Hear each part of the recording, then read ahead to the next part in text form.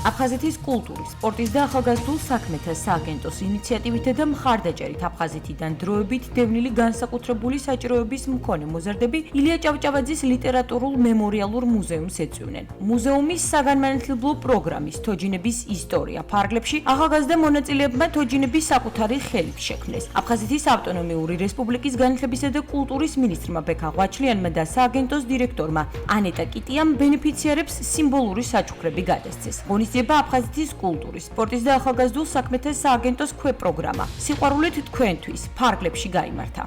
აფხაზეთის ავტონომიური რესპუბლიკის განათლებისა და კულტურის სამინისტრო მხარს უჭერს მსგავსი ინკლუზიური ინიციატივების განხორციელებას, რომლებიც აფერადებს, ალამაზებს და გარემოს უქმნის აღნიშნულ ახალგაზრდებს. ჩვენ ვიმედოვნებთ, რომ მსგავსი ინიციატივებით ყოველთვის მხარს დაუჭერთ მათ ღონისძიებებს და გამოხატოთ პატივისცემას მათთან. აფხაზეთის კულტურის, სპორტის და ახალგაზრდულ საქმეთა სააგენტო ინკლუზიურ პროექტებს ყოველწლიურად ახორციელებს.